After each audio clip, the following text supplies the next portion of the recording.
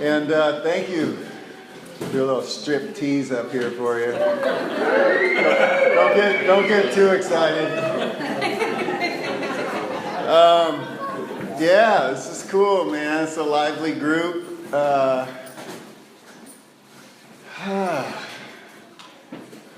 like this, like some kind of old-time revival type room or something. I got this little feel here, man, out here in this little country church.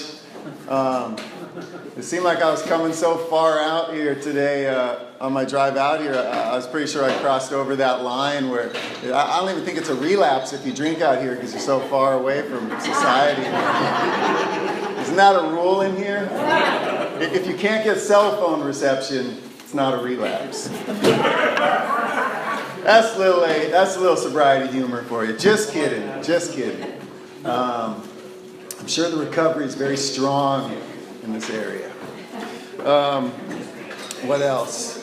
Yeah, just thank you. I appreciate it. I love AA. I love sharing at AA meetings. I love being able to give back, and I certainly love the attention. So thank you.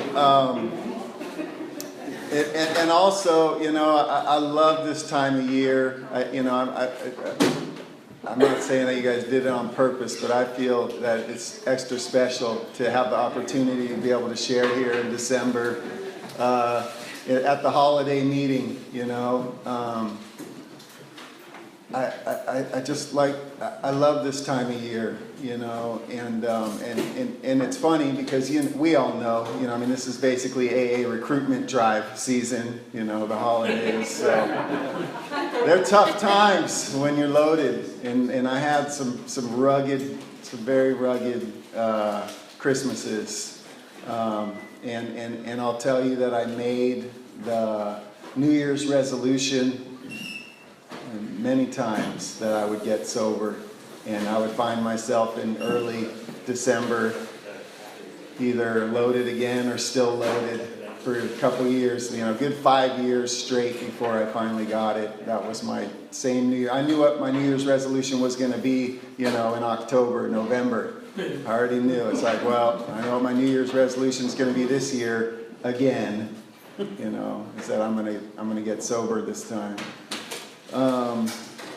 And this time of year is you know, I mean, my name's Eben, and obviously that's, you know, like Ebenezer, so I kind of, I feel a connection, you know, especially to this time of year, and I think that it's funny, you know, that my namesake is associated with somebody that hates Christmas. You know, we all call him Scrooge, and that's the word for somebody that doesn't like the holidays, you know. But what I've learned over the years through being in recovery and having gone through my own transformation to faith is that the story of Ebenezer Scrooge is actually the story of transformation, and that, you know, people forget that at the end of the story it turns out that he keeps Christmas forevermore, and that, you know, I'm not here to give you, you know, a literary, you know, whatever, discourse, but just to say that, look, that story means a lot to me as an alcoholic who's had a transformation. And what does he go through? You know, he does an inventory, right? He's visited by the three ghosts of the past and the present and the future. And that's very similar to the process that I did in Alcoholics Anonymous when I did an inventory, you know. And when I got to see the person that I was based on the life that I'd lived, I got to look around and see what actually is happening right here at this present moment. And then, of course, as an alcoholic, to look at where it appears that I'm going, you know, and it really felt like I was knocking on death's door.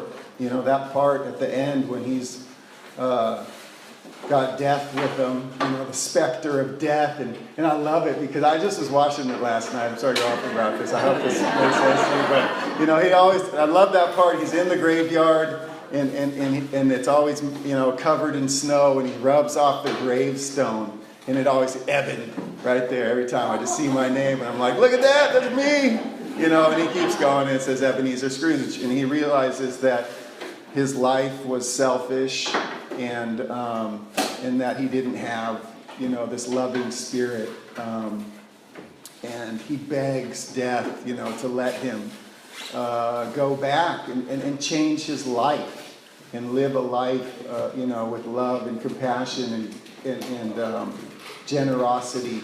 And he has this breaking moment, very much like the alcoholic, very much like myself, who surrendered finally to, after seeing how meaningless and painful and sad my life was as a practicing drinking alcoholic. I broke and I surrendered, and I had a very similar moment where I woke up and it was it wasn't Christmas morning, but I got to wake up one day and death went away, and I got to live and practice generosity for the whole year round. To keep that spirit in my heart for the whole year. So I love that that's my name. And that I get, to be reminded that every year. Enough about the holiday story. But, again, the Christmas story is fantastic about faith and generosity and bringing that spirit into the whole year. But it also coincides with the end of the year, with winter, with the shortest day of the year, the death of the year, and the rebirth into the next year.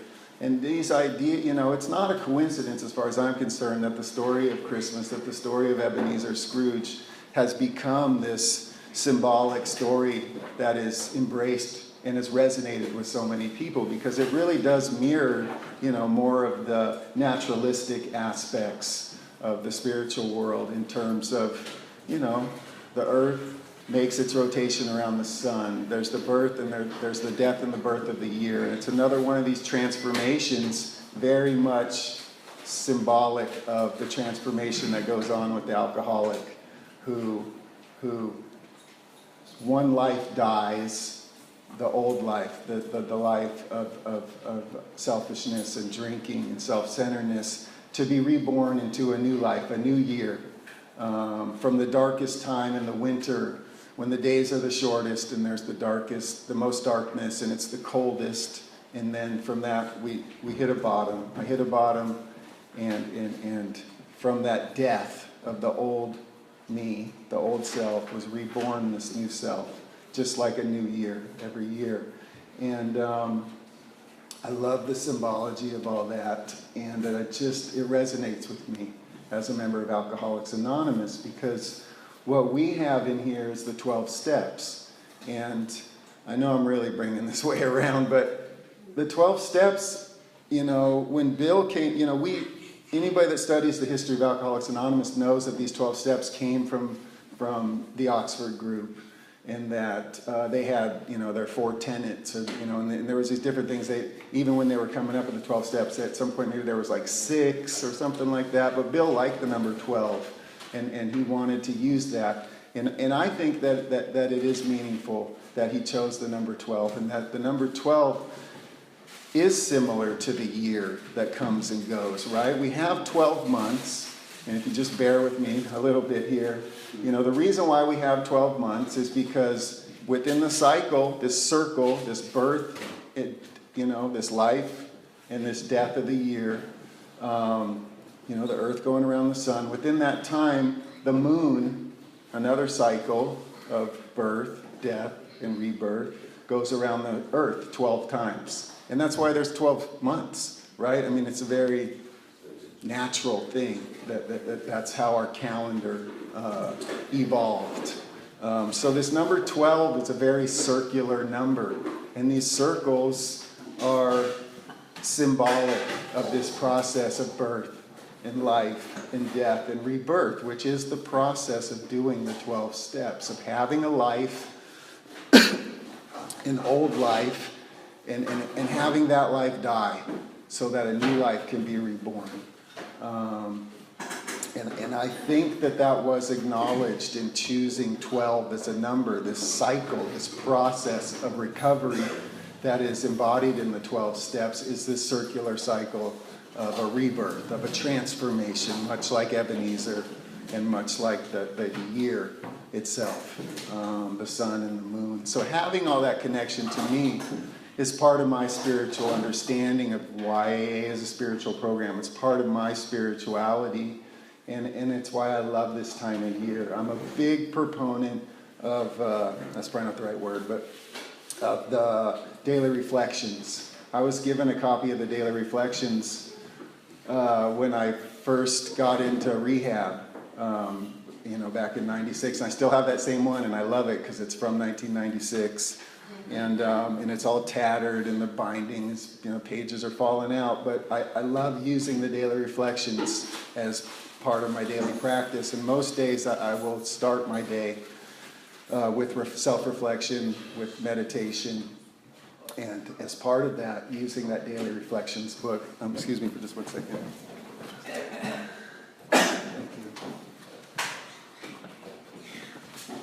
Thank you.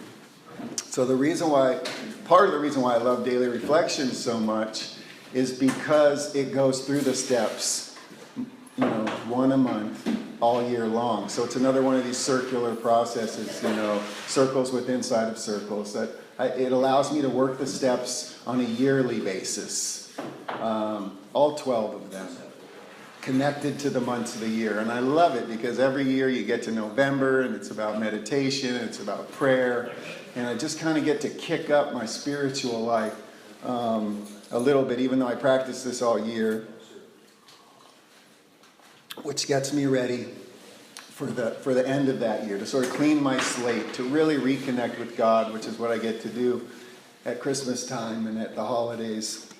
Believe it or not, I'm actually Jewish by birth. So, if anybody's feeling like, hey, why is he getting all Christian and talking about this stuff? Don't worry about it, unless you want to worry about it.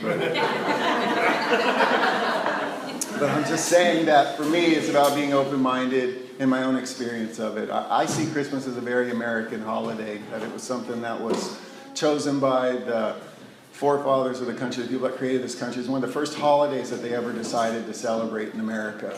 So whether I'm Christian or not, whatever my faith or my upbringing is, it's part of America, it's part of American history, and I love the symbology of it. I love Santa Claus, I love the birth of Jesus, and the symbols along with that too. Not to get back on that. But I love me some Jesus. But anyways, this is non-denominational. I have a deep, deep love for many saints and many faiths. But to say that with the daily reflections, just such a wonderful way to start my day with good old Alcoholics Anonymous literature. The message of Alcoholics Anonymous, the program itself as contained in the steps of Alcoholics Anonymous.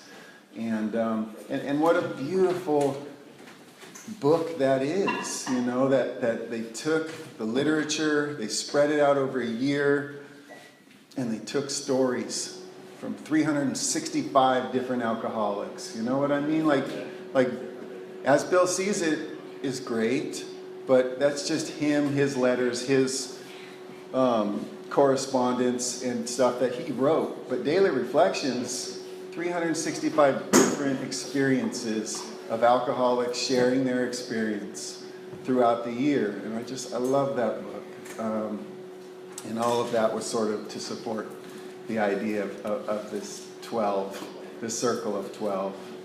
And just to finish that metaphor, look at what we have. We got a clock with 12 hours on it, right? Why do we have that? Well, because I can only assume that at some point they made it reflect the calendar, which reflects the moon and the sun and the earth, and this idea that 12 really is a circular number.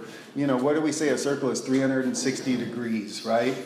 360 is divisible by 12 evenly. I'm sure that is why. I'm not the mathematician here, but 12, yeah, thank you. I was going to say 12, times 3 is 36, right? So times 30, right? So I'm just saying, right? So we have this, and then what do we do in AA?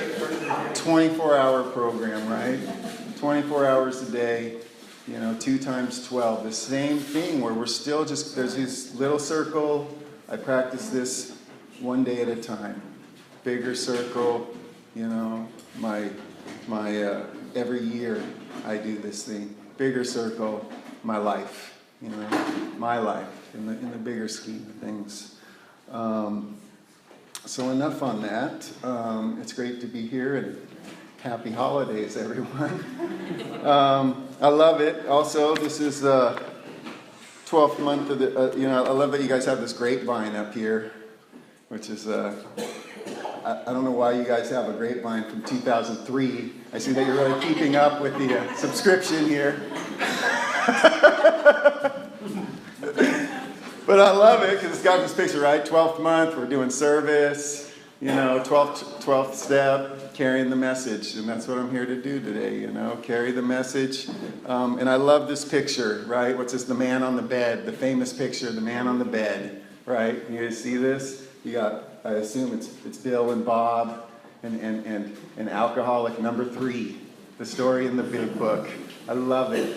And I have to mention this because this is a meeting. You can't come up here until you have 20 years, which is great. Thank you. I mean, that's wonderful to be acknowledged for doing this one day at a time for 20 years. But the truth is, this is Alcoholics Anonymous, but this is what started Alcoholics Anonymous, This guy here, we'll just say he's Bill. I love the haircuts too. You can see him kind of going for that style. He's got 6 months sober, right? This guy here, we'll say that's Bob. He just recently had a slip, and he's probably got less, a week or something like that. But they've both gone through the process of the 12 steps before there was 12 of them. They've done inventory and they've made amends, and they've had a spiritual awakening as a result of that process. They've dedicated their lives to their spiritual development, what we do in step 3. And they're out there and they're doing their morning quiet time, their prayer and meditation in the morning. And they're going out to help alcoholics stay sober, So, AA wasn't started by a guy with 20 years. And I need to acknowledge that if I'm going to stand up here. AA was started by a guy with 6 months getting another guy sober. And then the two of them, they went out immediately and immediately, guys, immediately. Not after a year, not even after a week, not after, they got a sponsor and, took a year to do a 4th step. I mean, whatever. You know what I'm saying? Immediately, they went out and started helping alcoholics get sober. It's not a contest. I realize that. But I'm just saying, this is how AA got started. They immediately went out and started helping alcoholics to try to get sober. And what happened? The very first guy, the man on the bed, gets sober and never has another drink for the rest of his life. Like, what are the chances of that? Like, it's insane. I mean, you read that story and you're just all... They were like, we got it. Woo! This works. It's a miracle. And it was a miracle. But God, I don't think it would have deterred them either way, because Bill had already been trying to get alcoholics sober for 6 months before he met Bill. And as anybody that knows the story, and I'm sure you all do, knows, the only person he managed to keep sober was himself until he met Bob. So that's the message, Bill had no time. He had basically done steps 1 through 8 and was ready to start doing 9. He was in the hospital still with just a couple days of sobriety. He may have or may not have been hopped up on belladonna. We can't really confirm that. But in any event, he had this white light experience where he felt that he literally saw God. And the first thought that came to him after he had this direct connection with God, with the higher power, was that there's thousands of alcoholics out there that need my help. And that if I can give to them what I have now just experienced and impress upon them to do the same with others, that he could stay sober. Like, that was the miracle that happened, and not after 20 years, guys, while he was still sitting in detox. you know, still hallucinating from belladonna and delirium tremens. He has this realization, and thank God he did, you know, and thank God he didn't wait until he had a counselor or somebody said it was okay or gave him permission or he got to rehab or whatever else. And while in the hospital, he went to the doctor and he said, I want to give this message away. I want to help get people sober. And they were just, I mean, can you imagine that today? It's insane. But they were so freaking desperate at the time for a solution that they were like, what could it hurt? You know what I mean? They were failing. People were dying. There was no solution. So they let him do it, you know? And so that's what I try to remember in December when I'm doing my 12th step, you know, that it is never too soon to start carrying the message of this transformation that I've had, that I could not stop drinking on my own. And I surrendered, and I got help from people. And I haven't had a drink ever since, you know. Not because of 20 years, because of whatever happened to me in that first moment of surrender, you know. And I was lucky enough to have somebody point out to me that whatever that little thing inside me that gave was, that's my higher power, that is God. And from there, my sobriety meant something, you know. And from that day, I went to meetings and I shared my experience as a sober alcoholic to whoever would listen, you know. And one day at a time, I got 20 years of sobriety. So I'll tell you a little bit about my story.